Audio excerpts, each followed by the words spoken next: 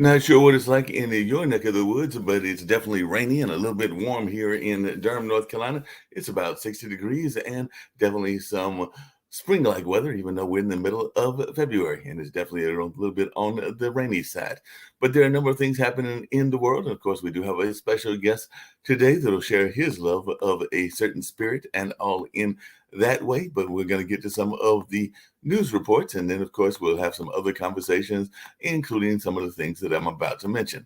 But also, we do have our special guest, Jim Lafren, who will be joining us and sharing some of his thoughts as well as his love of that spirit and all in that way. So it should be a fun conversation. Look forward to the next hour or so, but let's see what's happening in the world and all in that way. Kosovo is celebrating its independence with an eye toward reaching a deal with Serbia. So they are celebrating 15 years of independence. And I'm sure that after this is over, Ukraine will be hoping to celebrate something like that in about the 2040s period or something along those lines. So that is definitely something that is going on the world. And apparently, Ukraine is burning through ammunition faster than the U.S.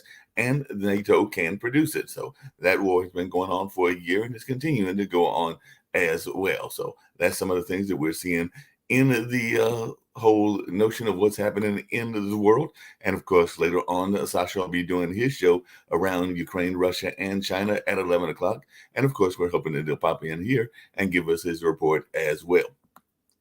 Didn't know that a whole nation could be finding entire islands that they didn't know existed, but apparently that's the case in Japan. Japan has discovered 7,000 new unknown islands after a fresh survey. So Japan has seen its number of islands double after a recount. That is a whole lot of islands to be missing and all in that kind of space. Don't know how you managed to do that, but that is what they managed to do. And South Africa is being criticized for naval exercises with both Russia and China. So Russia is going to test missiles in the drills with China and South Africa. So that is some of the things that we're hearing about. And Lufthansa has canceled over 1,300 flights as airport workers have gone on strike. So definitely the whole notion of workers' rights has raised its head in Canada, in Madrid, and now over there in Germany and other places as well. I think it even raised its head in China at one point as well, and may still be raising its head in China also. But that's some of the things that we are seeing. There looks like there is a New Zealand cyclone that is out there, Cyclone Gabriel, and thousands have yet to be contacted after the New Zealand storm took place and all of that. The death toll is actually relatively low, but there are a lot of folks that have not been accounted for as of yet. Only death toll so far is only up to 8, but it is definitely expected to rise. And I said that there were protests around the world. Well, one of those places that there are protests is Iran. That's right. Iran protesters are marching in several cities in the morning for an executed man. And they said that those overnight protests rocked Tehran and other Iranian cities. And the NATO chief on another part of the world says that it is time now for Turkey to ratify Finland and Sweden membership bids. So the definitely a lot of folks are pushing for that to happen, and definitely it seems like Turkey is being the one that is holding that back. For those of you that are looking for a fun activity, there's been a fun activity that has totally been out of place during the pandemic. It is one that a lot of folks enjoy. I know here in the United States, a lot of folks enjoy Mardi Gras. And when I hear people talk about Mardi Gras, one of the places or things that it is compared to, even though apparently this event is a lot more flamboyant, is the Brazil's Carnival. And it is finally being reborn in its full form after the pandemic. So it looks like it's going to come back into its full form. I've never been there, but I've heard from friends of mine that are Brazilian, as well as folks that have actually traveled to that area, that that is an amazing event and one that you might want to try to check out. Maybe that'll be on my wish list. I know that Jim Lafren has some places that are on his wish list as well. So we're going to find out if that is one of them very shortly and all in that way. And by the way, I mentioned Sasha, and Sasha is in Canada, and apparently Canada has deployed Navy vessels to Haiti as violence is worsening over in that area. So Canada is sending naval vessels to Haiti, but they are stopping short of military intervention. So that is one of the things that is going on in the world. And we're going to find out what folks' thoughts are about some of these issues that I have brought up and others as well. By the way, if you're wondering about India, well, India is in the news as well. Indian child marriage crackdown is leaving families in anguish. So that is something that I know has been talked about on this show and other shows as well, because some people have much tighter rules than we do, and all in that kind of way. And it does look like India has been having some space in that activity also. And last but not least, and then I'm going to bring in the special guest. It does look like there has been some health reports around what is going on with the president's health and all along those lines. So we did find out that the president did have his physical. It looks like the physical went well for an 80-year-old man. So who knows? Maybe he's going to make his official announcement very shortly as to whether he is going to come in or not as our, one of the oldest presidents and everything. Because whether it's him or whether Trump wins the bid or whatever, it is definitely no doubt that whether either one of them wins, they will definitely be up in the rankings as one of the oldest presidents that we've had. And I know a lot of folks have been talking about the need and the want for youth leadership and all in that space. So it's going to be interesting to see what folks have to say about some of these news stories and some of the other things that are going on in the world. So I'll definitely bring up Jim Lafren and learn a little bit about what he's got going on and all in that space. And I do know that I've got other folks that will be joining as well. I do see that Lee Newton Rhodes is with me. But before we get started on world issues and all of that, and there might be some other things that I'll get to as well, Jim, I know many years ago, I actually attended a beer drinking school. I mean, that's part of the reputation that you've got if you go to a school in Milwaukee. And I am a Marquette graduate and everything, which of course is there in Milwaukee. But one of the things that I used to enjoy doing, maybe just being a little bit of a childhood kind of person and liking to be a little bit contrary, for lack of a better word, and all of that, was I would go into the bars, and there were a number of bars there and everything, and I would sometimes order a glass of wine, probably because my parents were wine drinkers. I had not fully gotten into the beer drinking space, even though I did later do that and everything, and part of it was just probably a young 19, 20, 21-year-old wanted to be slightly contrary, so I would order some wine at a predominantly beer drinking area and all in that space. And I know that you are the founder of a Chicago-based group that is in that wine space, Winehead Consulting, and all in that kind of way. And you're a longstanding wine importer and distributor, certified wine educator, member of the Society of Wine Educators. And of course, you've done all this great training and teaching. And apparently you visited wine regions in North and South America and Europe. And you said you want to get your bones to Greece, Australia, and South Africa while you're still young enough before, there's other things going on and maybe you're not able to enjoy the drinks as much as you would like, and all in that space. Don't know if you've gotten to Brazil, since I did mention Carnival earlier as well. But if you'd love to share some of your story about how you got into the whole wine industry and all of that, and of course, some of the things that folks might not be aware of within the wine industry as well, we're definitely glad to have you here on World Edition. Like I said, when I sent you the email, a lot of times we hit hitting issues, but sometimes on Friday, I like to break it up with a little bit of other things other than the hard-hitting news. Not to say that we won't get to some of the hard-hitting news as well. But Jim, share a little bit of your thoughts and how you got into wine and how life is treating you in Chicago. I told you it's rainy here in Durham. Thanks, Mark. It's great to be with you this morning. It's sobering to listen to what's happening around the world. Right. But the world has been a crazy place for a very long time. It's had many different iterations of craziness as a culture, as a society, as a planet, as a species, whatever it may be. And there's also the necessity to just turn the dial off and let yourself relax at some point. You have to, you just have to have a way to chill out. And the interesting thing is that humans have been using fermented grape juice to take them somewhere for maybe 10 to 20,000 years. So it certainly is something that human cultures grew up with in most of the world. Uh, and its only purpose, really, the only reason that ancient people continued to go through the trouble of making it or collecting it or finding it, is because it gave them pleasure. Mm-hmm. It tasted good. It did something. And, you think about, life was probably fairly tough in those days, whatever days you're talking about. And if you could drink down this beverage that just kind of appeared when grapes got smashed and were left in a pot or a kettle or a skin or whatever, because grapes will spontaneously ferment. Mm-hmm. So it was a chance for the average person to just find some relief, some respite. And so it became part of human culture and continued to be so.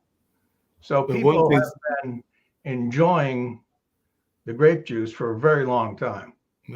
no doubt, one of the things that I've noticed, and I know that we've got some folks on, and maybe one of them will join us later, who is part of the Mormon culture and everything, but definitely those grapes, that wine and everything else have oftentimes had a play within our both play attitude, but also our religious attitude as well. Because I do know that wine and communion are very much a part of a number of religions out there. So I'd just love to hear your thoughts around that, because it definitely does seem to be part of our religious culture as well. Because I do know that within the Catholic Church, the Presbyterian Church, and a number of other churches, that communion is very much a real thing. And sometimes they use real wine, sometimes they use substitutes like grape juice or other things, but that is definitely a real part of the religious lexicon, for lack of a better term.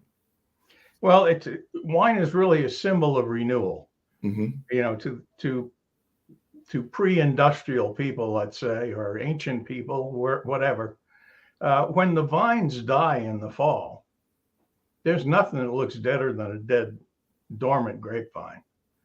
And for whatever reason, every spring they come back. It's this renewal. It's this spring, this Mother Nature, really, truly. And so whatever particular god or goddess of agriculture or the seasons or whatever your people believed in or believe in,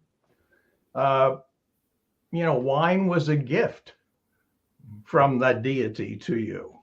Because really, I mean, it was magic. How did this happen?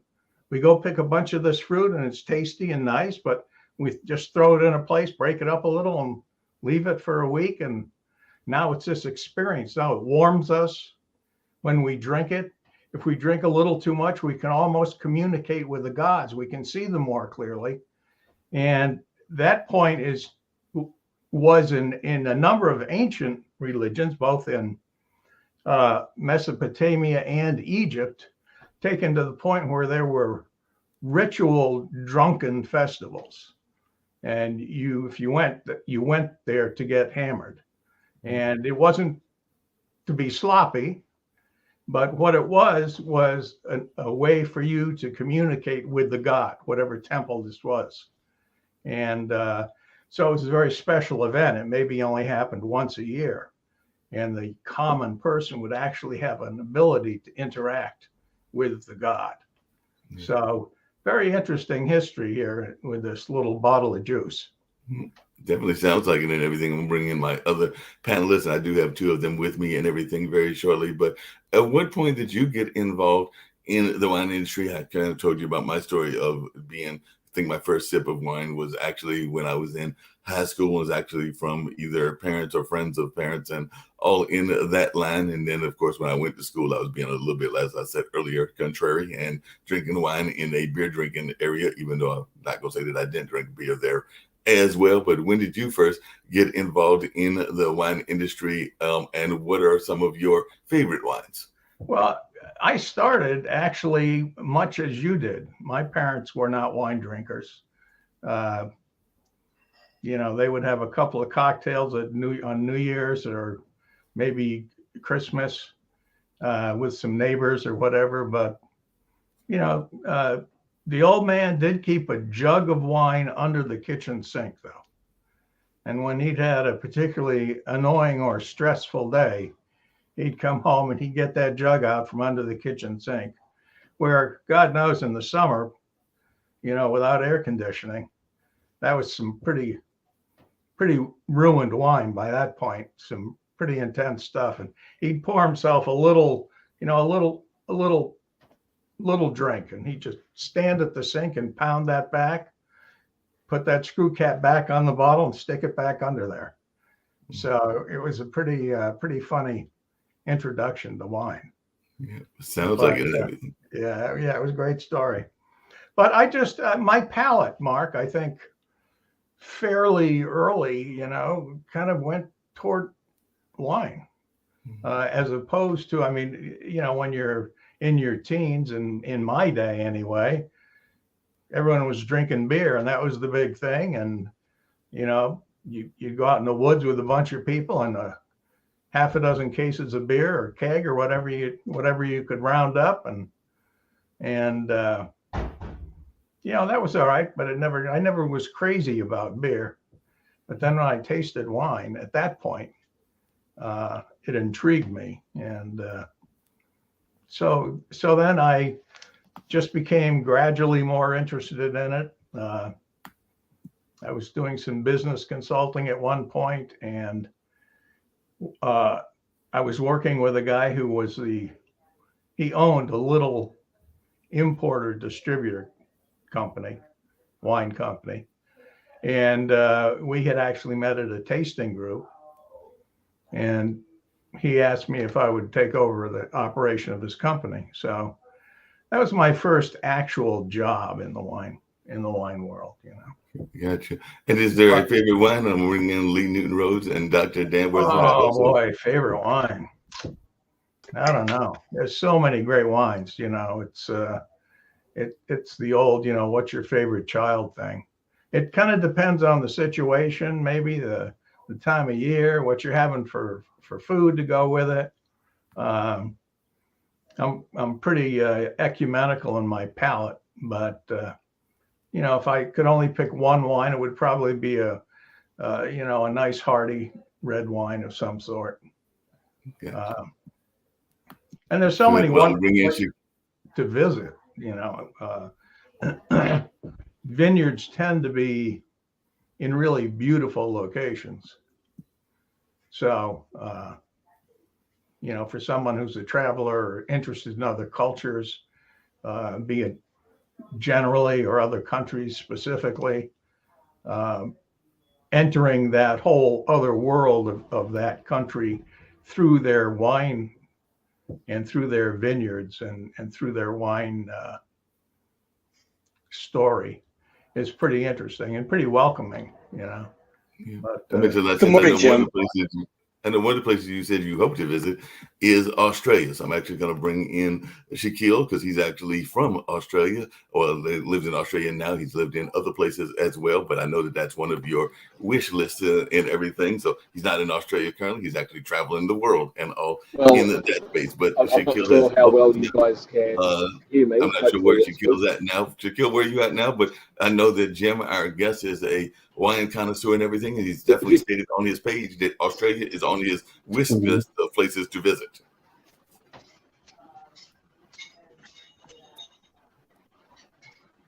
Shaquille, can you hear us? all right. So who's the author Can you here? wave? Yeah, Jim, can I ask you a question, please? Sure.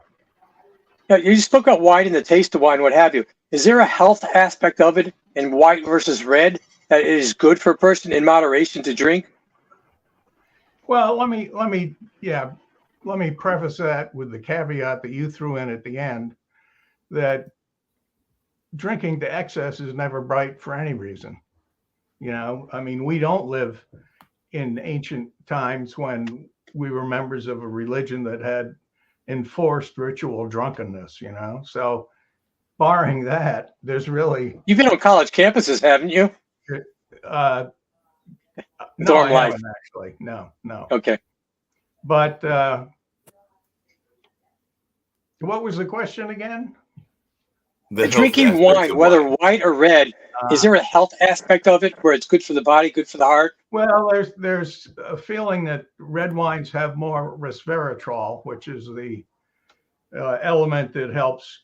It's an antioxidant, a very strong one. So red wine does have more of that. White wine has some, but I think if you're drinking only for health reasons, then you would probably lean toward red wines. And the ones that have the deepest color grapes tend to have more of what you're looking for, because the color comes from the skins, from the polyphenols that are in the grape skins primarily, and to some smaller degree in the pulp of the grape. But the deeper the color, that's kind of a general indicator that you have a lot of polyphenols in that wine, that a lot of color has leached out of those skins. And so a lot Can you not get those benefits? Can you not get those benefits by eating the grapes directly? I don't know. I'm not sure. You can. I don't know if fermentation releases something in particular in the juice or changes the molecular structure of something. I'm not really sure. You can get the same benefits from just drinking grape juice, dark grape juice.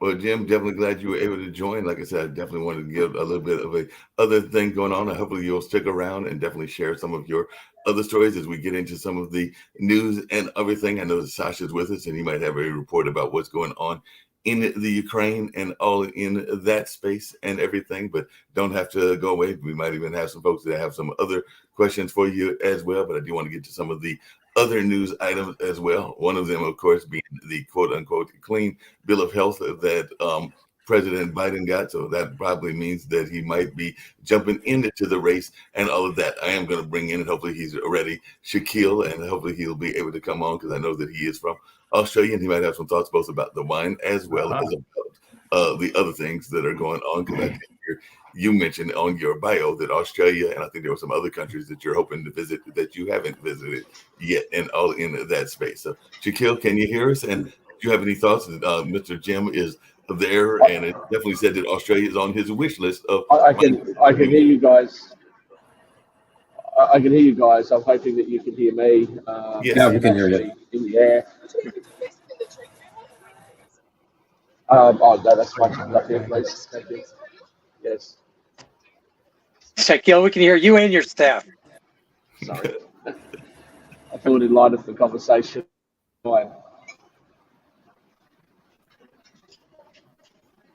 You're freezing now. You're frozen, Shaquille. He's frozen in the air.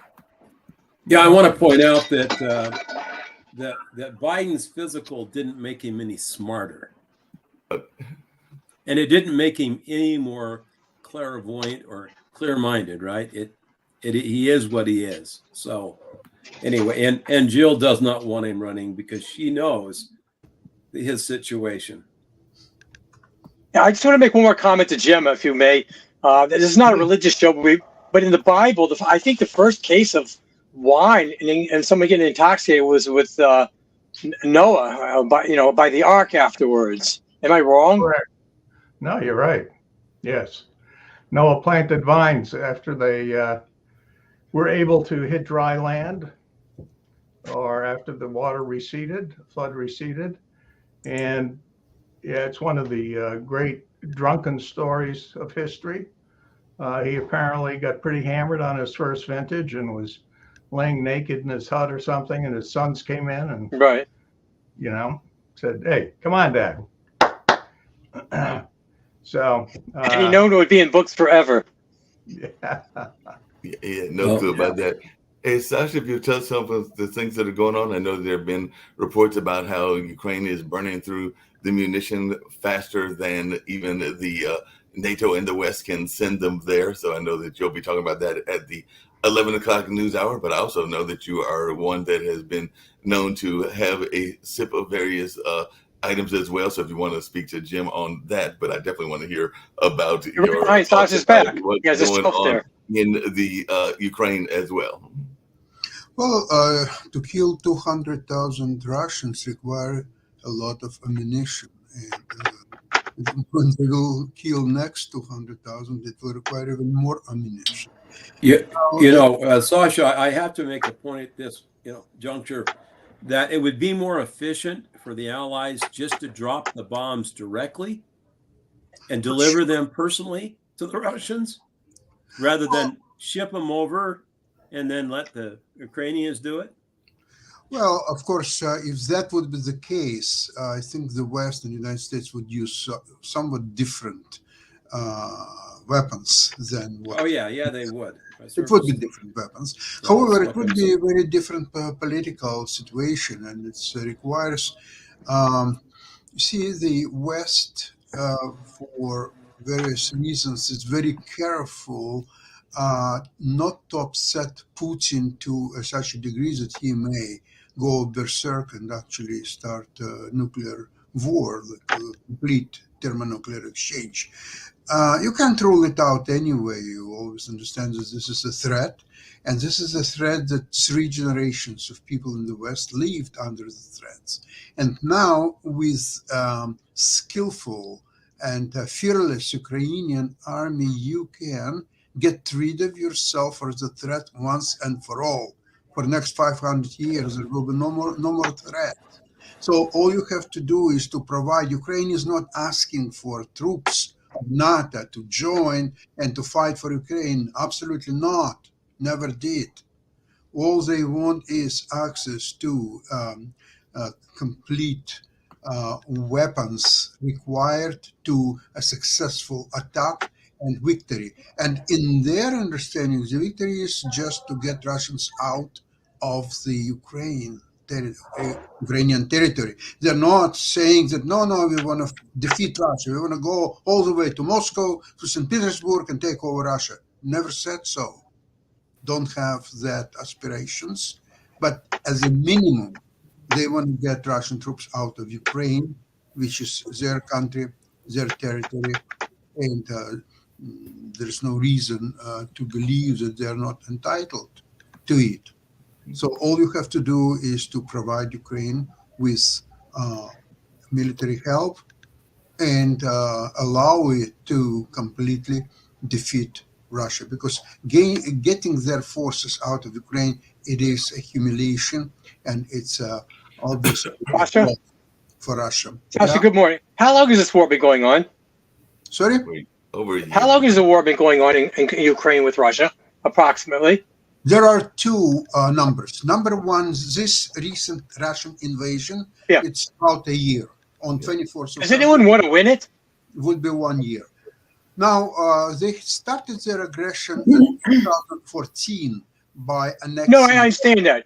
But this recent one for a year, does anyone want to win? Seems like to me they're playing tiddlywinks over there, and they're just building up arms, destroying them, and killing people. But no one wants to win. Why are we in a war that we don't want to win? I'm so sorry, but this is a very naive and very distorted view. Why is that? There. Why? Because there are very fierce fighting going on every day. Every day, hundreds of lives are being taken. About yesterday, for example, 730 people, Russian soldiers, were killed. Some of them. I understand that. Yeah. Now it's very sad whenever the lives are, but just get it over with already. How? That's one reason we didn't go into Japan, because of all the lives that would have been lost had we not dropped the bombs. Vietnam just went on for years. For what purpose? Afghanistan. What did we go there for? We just backed out. Hey, the United States should not be involved with something if they don't want to win. No, it's a different story. If Vietnam would attack United States and threatening its territory, its people, it would be a very different fight. And you probably the first one who would join the Tell army. it to the boys who went to Vietnam.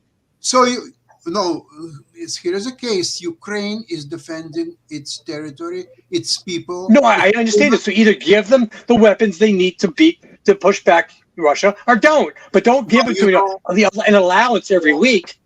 Hold on, but you know very well that only 1/3 of Republican support to provide weapons to Ukraine. 2/3 are not. So this is going to go into each time a round of negotiations and here and there. That weakens the anti-Russian position and coalition tremendously because they Up until recently, the Democrats had all three houses. Did they not? Yeah, and they were providing capable finances and ammunition. Maybe they could provide more. But again, each time, even they had majorities, they had to negotiate the each upcoming package over and over again. And same thing will happen from now on. Now they have majority of Republicans in House, so it's going to be again. Ukraine is totally dependent on the United States. Aren't there other countries? Where's the UN? The other countries are helping much more than the United States. They're No, they're providing. not. No, they do.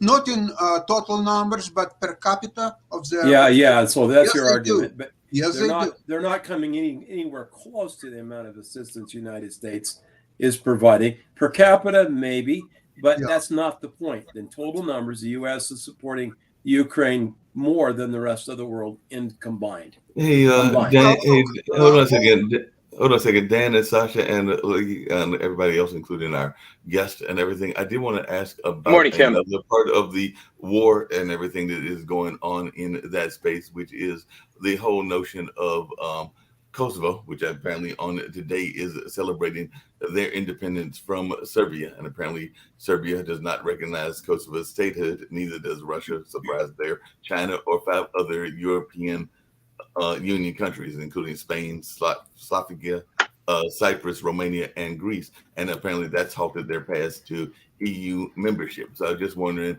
how important is this notion of Kosovo statehood, one, to the war in Ukraine, and 2, to just the whole stability of that region? Because they've been celebrating, like I said earlier, for 15 years of independence. And that's what we're hoping that at some point Ukraine will be able to say as well. But what is that relationship with Russia, and is this Hear part me, of this the collapse of the is, Russian? I believe empire? there is no point to compare what's happening in Ukraine and war with Russia, which right now it's on its magnitude is very close to Second World War fights. And what's happening in Kosovo, and there are some diplomatic missions, there are some discussions. There's some people believe that it's part of Serbia, and some other people believe no. I mean, there is no comparison. Same thing like you will compare World Soccer Championship with the local, I don't know, for better word, skating competition, for example. It's just it's different magnitude, different. Everything is different, Mark. So you should try. You know, I think we want to refocus our attention from Ukraine to something else. Do it, but there are some skillful way of doing that. Like I said, I just knew they were both tied into the same region, so that's why I brought it up. It's And not the everything. same I was going region, to get to period. some other parts No, of if the you world would as know, well. if you I would know know that you got your the Ukrainian geography, show you later would on. easily see that it's not the same regions. It's all located in Europe. That's you can say, but geographically speaking, they're different regions. Where is Ukraine and where is the Serbia? Where is the Kosovo? It's no association, no common border. I mean, nothing you can tie it up. But if you want to do it, please do. I don't want to rain on your parade. No, like I said, Kim, I see that the boss has arrived here, as Shaquille and all that. I did see that you toasted our other guest with some wine going on, so I did see that you had some wine there, as did Shaquille. So I don't know if you had. Oh any no, not wine, not wine. pass to the campaign, Too yes. early. Really? And I'm not on Yeah, vacation, thank but you. you know, guys, I want to thank you for all of the work that you put in to these talk shows and getting the information out there We globally, have the bottle.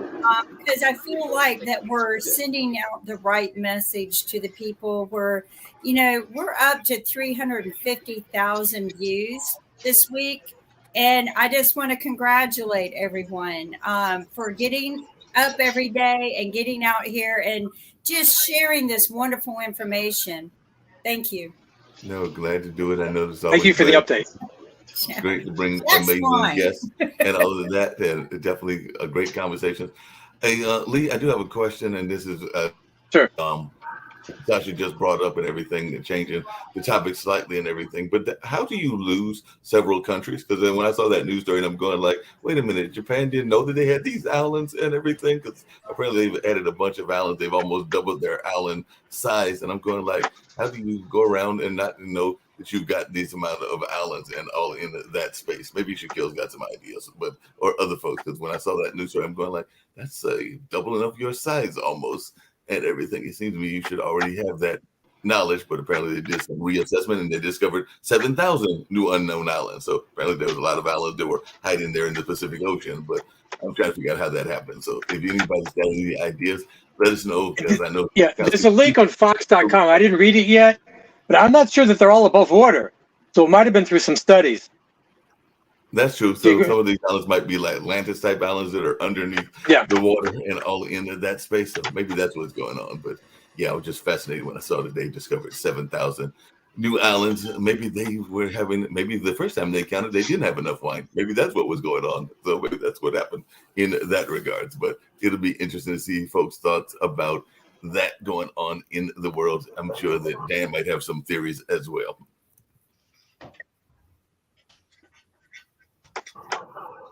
Theories from Dan and Orchard here. Oh, they're just, I just imagine they're just trying to declare their sovereignty on areas that they claim before somebody else does, like the Chinese, right? Yeah. Or the North or Koreans or whomever. So I think every country tries to designate what their territorial waters are and what their territories comprise of, and just so that they can make it a part of the record. Yeah, that makes sense. Hey, I want to come back to Sasha on another part of the world, but it deals still with Russia, because it actually surprised me and everything.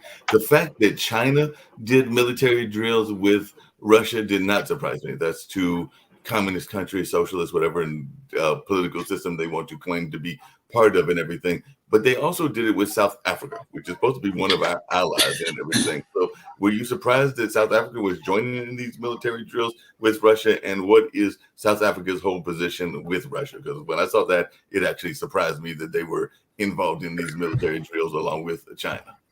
I'm wondering, did South Africa committed all its military force to these exercises? How could they do exercises with Russia? And even Russia is not a great deal now, because they're committed to Ukraine, where they're taking heavy losses of about 1,000 people a day. Okay, so China is doing its exercises. I'll tell you one thing, that I think China is getting a good message out of Ukrainian war. The message is not even military so much as economical.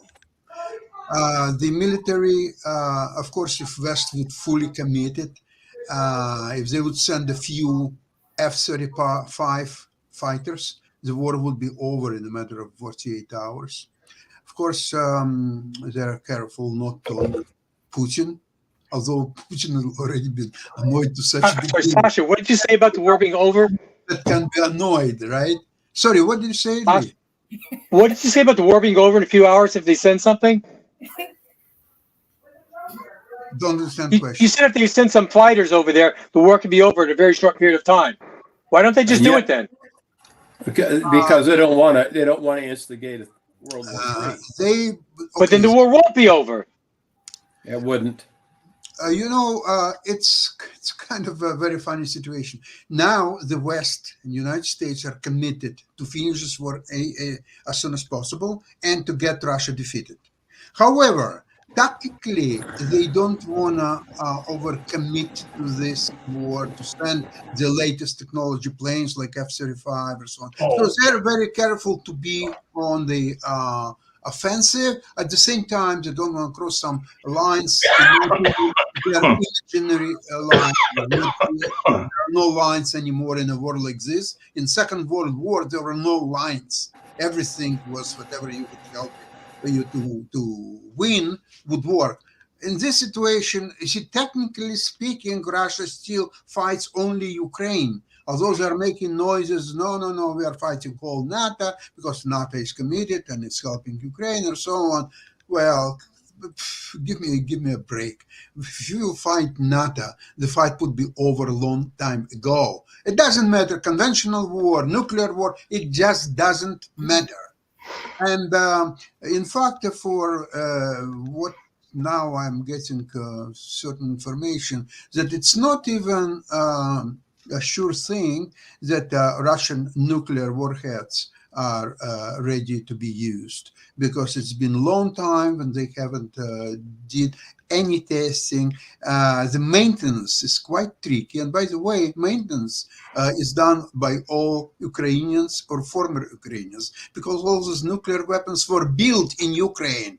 And 1994, thanks to infamous Budapest Treaty or Budapest Agreement, they were all transferred to Russia, but Russia still doesn't know really how to maintain them and so on. So they're saying, oh, we don't know, we don't want to deal with that. Let's Ukrainians deal with that. So I'm not sure even that Ukrainians will follow the orders from Putin or elsewhere to start using these nuclear weapons again, especially against Ukraine.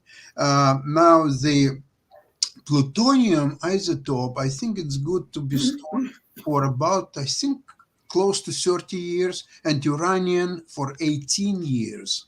So they have to be meticulously maintained. They have to change the this isotopes from time to time. And I don't think that with all the corruption and all the stealing which is going on in the Russian army, I even don't think that they take proper maintenance of their nuclear arsenal. But that's beside the point. I wish there will never be a revelation whether they are good to use or not.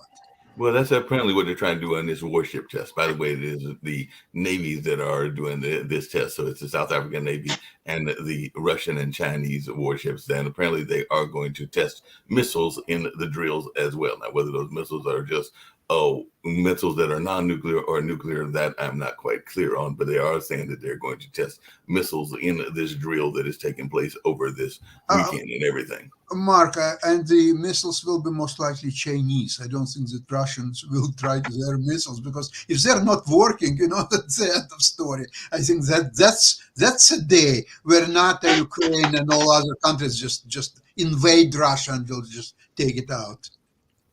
All of this war and war and war and war, where I usually go with this. You men need to find something better to do. But there are women involved too. There needs to be a motto in these countries that say my country is worth living for. And maybe men should have been able to be given the ability to give birth, and they would value life a little bit more. But I am so sick of these people who think they're better than everyone and have to go out and do this.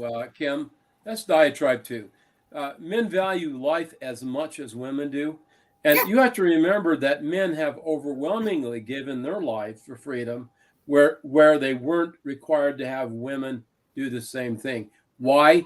Because historically it's been the duty of men to protect their country. But it's not about so, that. So when you say those kinds of things, you dishonor the sacrifice of those who have died. I never dishonor a sacrifice of a warrior. I dishonor the decisions. Nation. I dishonor. It's not all about the men who are making these decisions. There are women in these organizations nationally too. There are. I don't dishonor any warrior. I dishonor the decisions of leaders who build up war. I dishonor that. I disrespect. Yeah, you're right about that. And it's because it's not the warriors, because they have the military-industrial complex and the money and the corruption. Kim, I agree with you. Kim, I agree with you. But unfortunately, there are those who don't, and evil exists, and also our lives, our liberties, our freedoms are worth dying for. Not because we want to, because the other side wants to take them away from us. That's why we got all this war.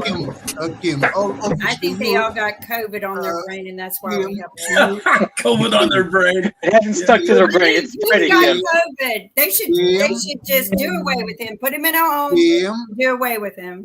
Well, Biden, he should be put away. Do you remember what's happened in the Second World War? There was a maniac in Germany who activized all the horrible, the violent elements in his country, came to power, by the way, legally, and committed all world, and specifically Europe, to a horrible, horrible war. And there was nothing you could do about that.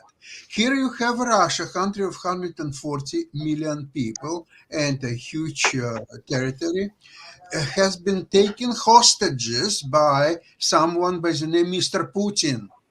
And Mr. Putin is now committed to first destabilize the West with what he did, for example, in Georgia. He did it in Ukraine in 2014. And he gets away with everything.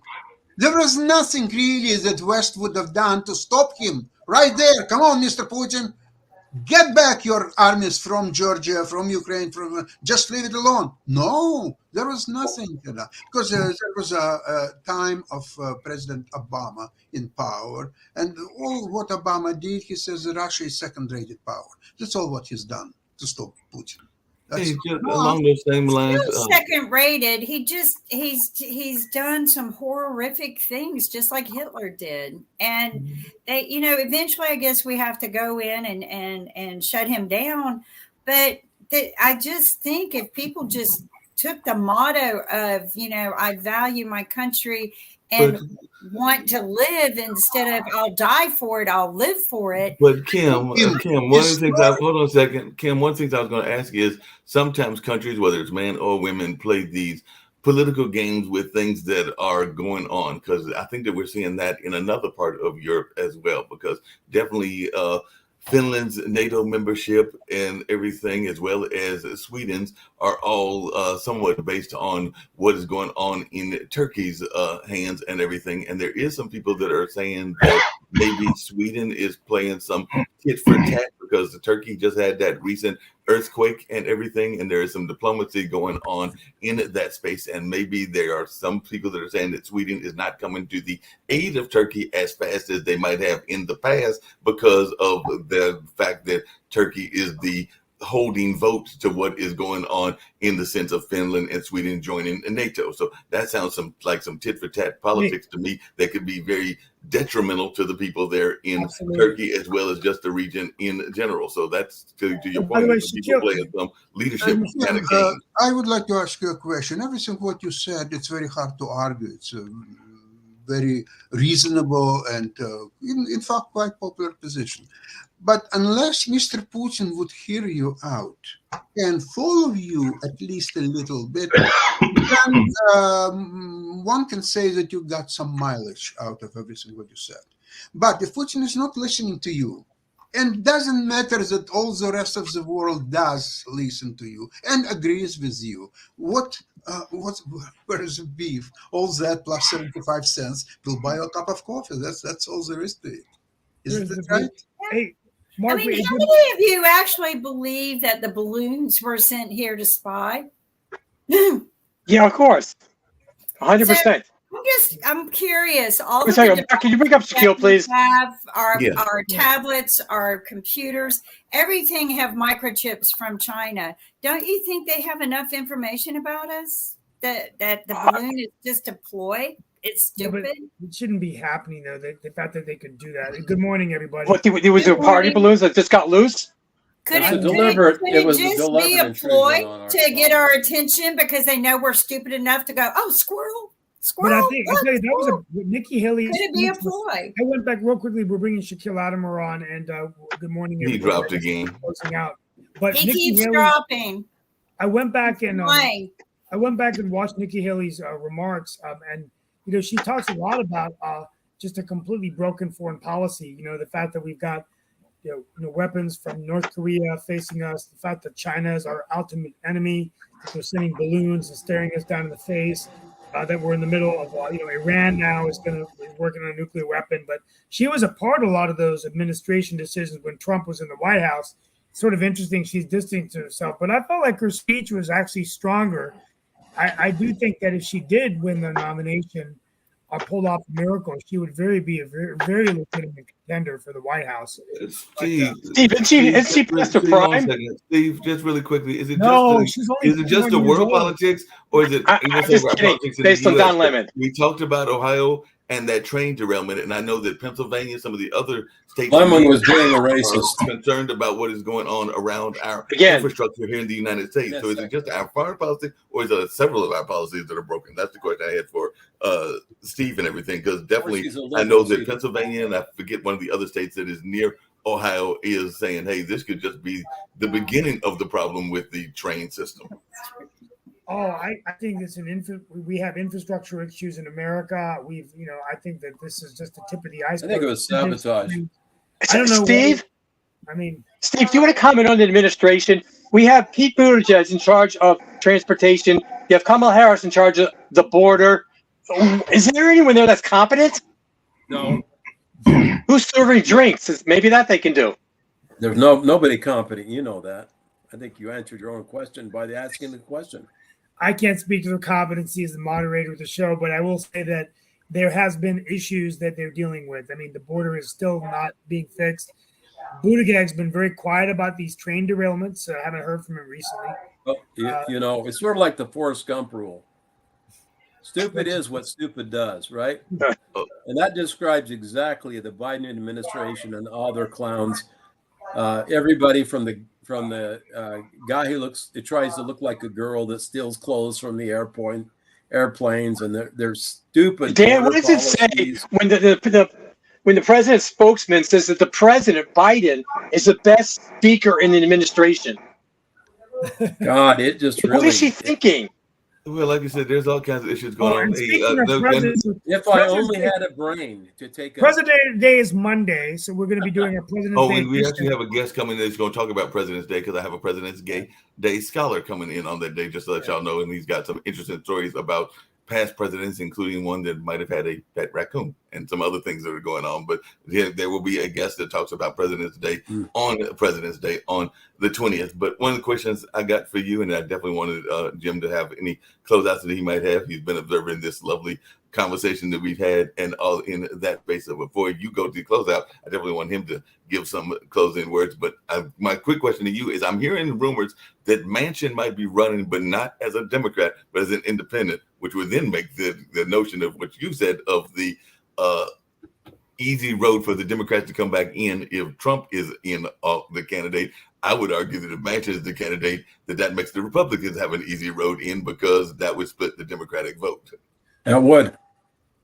Well, there's also rumors that Manchin's going to run for governor of West Virginia, and that he's doing this just to get lots of name recognition because Jim Justice is terming out, and he doesn't.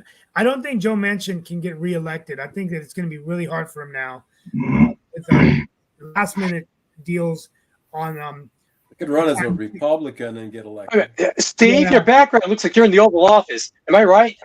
No, it's my the windows. Background, but that does look a little bit better, It's It could be him running as president before we get ready to get out here. I know we got. Yeah, So you got your flags up. I got 25 to 30 years now, so I'm taking my time to get to the Oval Office. Yeah, you've got till the you got plenty of time to get there. Jim, you've heard some of the observations, some of the things going on before we turn it over to Steve for closeout. I didn't know if you have any thoughts about the world, but also the love of wine, since that is why I brought you in, to try to bring a little bit of a lighter note to our beginning of the show and everything. But definitely I've enjoyed some of your observations. But if you've got any observations around wine, life, culture, or anything else, and then we'll toss it over to Steve for the closeout. Well, I'll try to segue for you. The region in the world that is considered to be the homeland of wine, where wine was first made, first recognized, the oldest archaeological remains of wine are in the country of Georgia.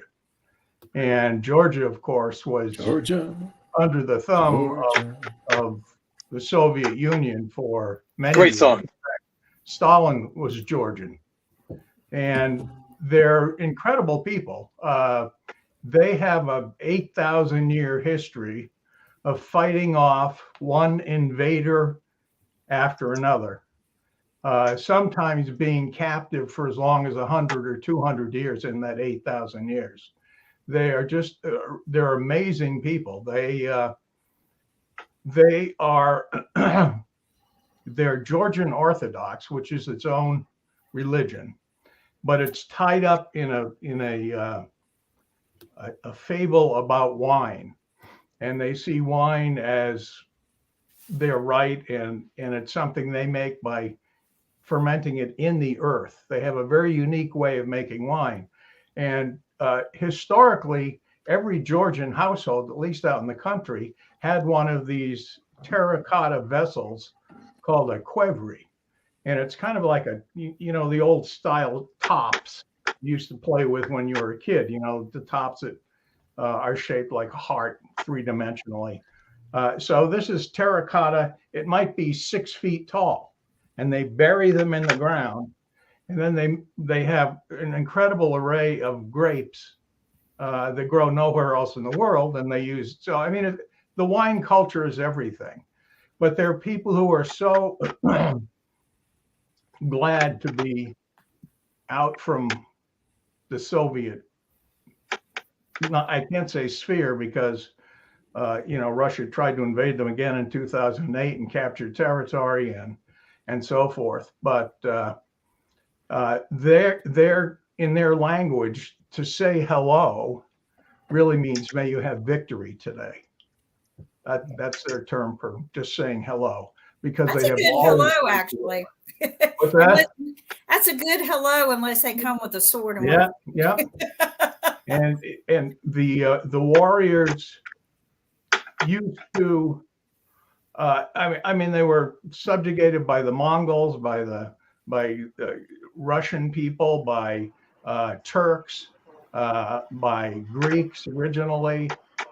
So very, very, and I they appear to have internet connection for a few minutes, so gave up their I'll own just say religion.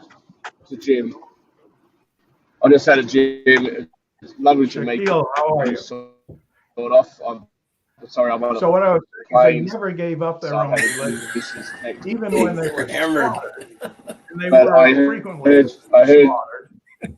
you They're just amazing talking people, about red amazing, strong people. wine, so I had a red wine for Okay, you. stop.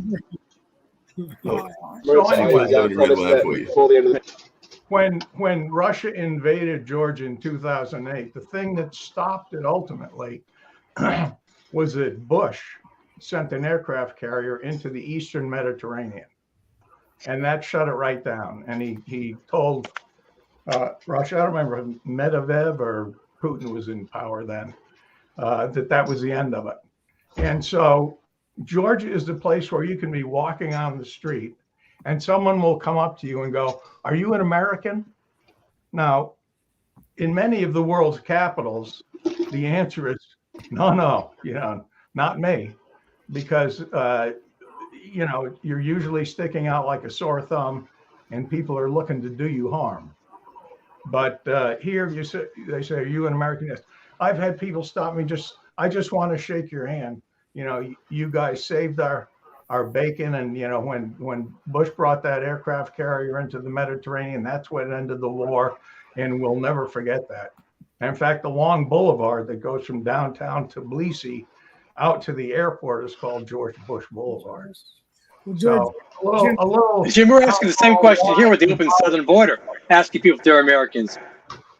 What's that? Good. well, With it's the open southern border, we have to ask people when you see them, are you an American over here in America? More and more or not. well, Jim, thank you for being with us today. We're getting ready for closeout. We're at the hour, but I'm sorry I was late today. But my Mark, if you could bring me in for the closeout, and we want to thank everyone for being with us today. This weekend, as we get ready for President's Day, our President's Day edition, start thinking about. Oh, hold on. I did wrong. There's only been 45 presidents of the United States. They've all been men. The only requirements are that they're 35 years of age, that they are citizens of the United States, and that they're born in the United States or have resided for 14 years up until they run. We're going to be talking about some of the presidents, the good ones, the bad ones, and we're going to guest talking about that. We didn't talk today about President Trump's investigation on the Georgia elections. Tesla's recalling about 360,000 cars. all kinds of stuff going on in the world, and we're going to be talking about that on Monday. Want to thank you for being with us, and we will be back on Monday for our President's Day edition on Roku and Pod TV. Hail to the Chief. Thank you all so much. Looking forward to seeing you all on Monday.